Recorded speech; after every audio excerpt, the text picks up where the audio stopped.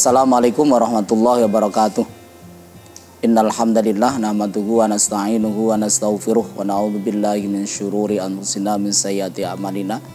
May yahdihillahu fala mudhillalah wa may yudlil fala hadiyalah. Asyhadu an la ilaha illallah wahdahu la syarikalah wa asyhadu anna Muhammadan abduhu wa rasuluh. Amma ba'd. Kaum muslimin wal muslimat yang dirahmati Allah, mengawali kajian kita, marilah kita bersama-sama panjatkan rasa syukur kita kehadirat Allah Subhanahu wa taala biqauli alhamdulillahirabbil alamin. Sedetik pun tidak pernah kita ini lepas dari menggunakan fasilitas dari Allah, baik yang bersifat zahir maupun yang bersifat batin, sehingga tidak ada kata yang lebih terpuji ketika kita ini menikmati fasilitas dari Allah ini kecuali kita ucapkan alhamdulillahirabbil alamin sebagai bentuk kesyukuran kita pada Allah Subhanahu wa taala. Tetapi sekedar mengingatkan kaum muslimin dan muslimat, kesyukuran kita kepada Allah ini tidak cukup hanya kita mengucapkan alhamdulillah, tapi kesyukuran kita ini juga harus kita barengi dengan upaya menggunakan fasilitas yang diberikan Allah ini sesuai dengan apa yang dikehendaki Allah. Syarful abdi ala ma anamallahu alaihi li ajlih.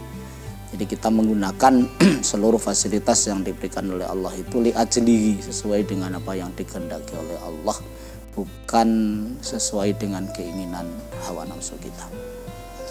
Salawat dan salam mudah-mudahan tak terlimpah tercurah kepada Rasulullah Muhammad sallallahu alaihi wasallam biqauli Allahumma sholli wa sallim wa barik alaihi. Kaum muslimin wal muslimat rahimakumullah. Kesempatan ini saya ingin mengajak kepada kita semuanya melanjutkan kajian kita tentang al-insan di dalam Al-Qur'an. Kemarin 3 ayat sudah kita sampaikan, 3 hal yang perlu kita perhatikan untuk meningkatkan kualitas keinsanan kita di hadapan Allah Subhanahu wa taala. Maka pada kesempatan ini kami juga akan menyampaikan 3 lagi yang perlu untuk kita renungkan dalam rangka meningkatkan kualitas keinsanan kita ini di hadapan Allah Subhanahu wa taala. Yang keempat, terkait dengan insan, Allah menyampaikan bahwa kualitas keinsanan manusia ini akan tergantung bagaimana manusia ini memanfaatkan waktu yang diberikan oleh Allah. Makanya di dalam Al-Quran Allah ini menyebutkan kerugian dan keuntungan manusia ini dikaitkan dengan waktu. Allah sampaikan di dalam Al-Quran, wal asri innal insana lafi khusr. Wal asri, demi waktu. Jadi Allah bersumpah demi waktu. Jadi wawunya ini kalau dalam teori bahasa Arab itu wawu qasam. Wawu qasam itu memiliki fungsi di dalam i'rab itu seperti harfu jarin, yaitu menjadikan kalimat isim setelahnya ini menjadi majrur. Jadi wal asri, demi waktu. Innal insana lafi khusrin. Sesungguhnya al-insan lafi khusrin, betul-betul berada di dalam kerugian yang itu dikaitkan dengan waktu. Karena waktu itu sesuatu yang tidak pernah akan bisa kita kembalikan. Jadi waktu yang sudah kita lewati itu adalah sesuatu yang sudah tidak bisa kita ulangi lagi. Walaupun hari ini misalnya itu hari Ahad, maka hari Ahad hari ini bukanlah pengulangan hari Ahad yang kemarin. Karena hari Ahad yang hari ini berbeda dengan hari Ahad yang hari kemarin. Kalau misalnya jam sekarang ini jam 9, maka jam 9 ini bukanlah pengulangan jam 9 yang kemarin, karena jam 9 yang kemarin sudah kita lalui. Karena itu waktu ini bergulir. Dan Allah itu sudah menyampaikan kepada kita bahwa waktu kita di dunia ini dibatasi oleh Allah. Idza jaa ajaluhum la yastakhiruna sa'atan wa la yastaqdimun. Ketika ajal manusia itu sudah sampai, ya la yastakhiruna sa'atan wa la yastaqdimun, maka itu tidak bisa diakhirkan dan sudah didahulukan. Artinya apa? Betul-betul manusia ini harus memanfaatkan waktu. Maka bekerja keras memanfaatkan waktu, kemudian kita ini beribadah semaksimal mungkin dalam memanfaatkan waktu, ini menjadi karakter keinsanan manusia yang tinggi nilainya di hadapan Allah. Ketika kita ini bermalas-malasan, ketika kita ini menunda-nunda pekerjaan, ketika kita ini membiarkan waktu itu berlalu begitu saja, berarti kita ini berada di dalam kerugian yang besar. Oleh karena itu siapapun, apakah itu yang muda, apakah yang tua, apakah yang punya kesibukan atau yang tidak punya kesibukan, maka di dalam kehidupan ini kita tidak boleh mengabaikan waktu. Pergunakanlah waktu itu sebaik-baiknya, dan Islam mengajarkan kepada kita menggunakan waktu itu jangan hanya berorientasi kepada persoalan-persoalan keduniaan, tetapi menggunakan waktu ini harus berorientasi kepada kehidupan akhirat dan kehidupan dunia. Nah, ini yang harus kita tancapkan dalam batin kita, wabtaghi fima atakallahu daral akhirah wala tansa nasibaka minad dunya. Berupayalah kamu sekalian gunakan fasilitas yang Allah berikan itu untuk menggapai kebahagiaan di akhirat, wala tansa nasibaka minad dunya, tapi juga jangan lupakan bagian kamu dari kehidupan dunia ini. Makanya Nabi itu mengajarkan kepada kita salah satu di antara doa itu adalah supaya Allah Subhanahu wa ta'ala itu menghindarkan kita ini dari bermalas-malasan. Allahumma inni a'udzubika minal ajzi wal kasali. Ya Allah, mudah-mudahan Engkau melindungi kami ini minal ajzi, dari sifat lemah begitu, wal kasali, dan sifat pemalas. Lemah dalam menggunakan waktu, malas dalam menggunakan waktu. Karena sekali lagi waktu kita ini terbatas, dan kalau sudah sampai finish maka tidak ada kesempatan lagi untuk kembali ke waktu yang telah kita lalui. Kaum muslimin wal muslimat rahimakumullah. Kemudian yang kelima, al-insan ini oleh Allah dihubungkan dengan apa yang kita dapatkan nanti ketika kembali kepada Allah.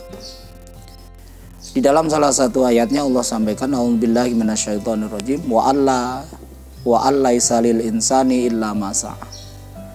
Wa allaisa lil insani illa ma sa'a. Dan seseorang itu atau insan itu tidak akan mendapatkan sesuatu di hadapan Allah illa ma sa'a, kecuali apa yang ia usahakan dalam kehidupan dunia ini. Makanya berupayalah semaksimal mungkin dan berupayalah melakukan sesuatu yang itu nanti akan bisa dilanjutkan oleh orang lain dari sisi kebaikannya. Jangan pernah kita ini melakukan sesuatu yang melanggar aturan Allah, apalagi kita ini melakukan sesuatu yang melanggar aturan Allah kemudian ada potensi untuk diikuti oleh orang lain. Ini bahaya sekali. Sebab nanti ketika kita ini kembali kepada Allah Subhanahu wa ta'ala, ternyata yang dicatat oleh Allah nanti kan ada dua.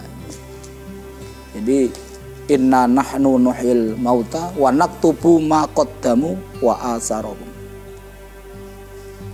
Sesungguhnya kamilah yang menghidupkan orang yang mati, dan kami mencatat dari orang itu ma qaddamu wa asarahum, sesuatu yang ia lakukan, yang begitu ia selesai lakukan ya sudah.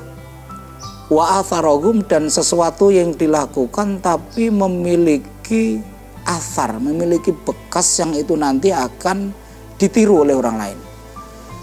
Ini yang cukup untuk menjadi perhatian kita ini. Rasulullah juga pernah mengingatkan, man sanna sunnatan hasanatan falahu ajrun wa ajru man amila biha ila yaumil qiyamah min ghairi ayang kuso min ujurihim syai'a wa man sanna sunnatan sayyi'atan falahu wizrun wa wizru man amila biha ila yaumil qiyamah min ghairi ayang kuso min auzarihim syai'a.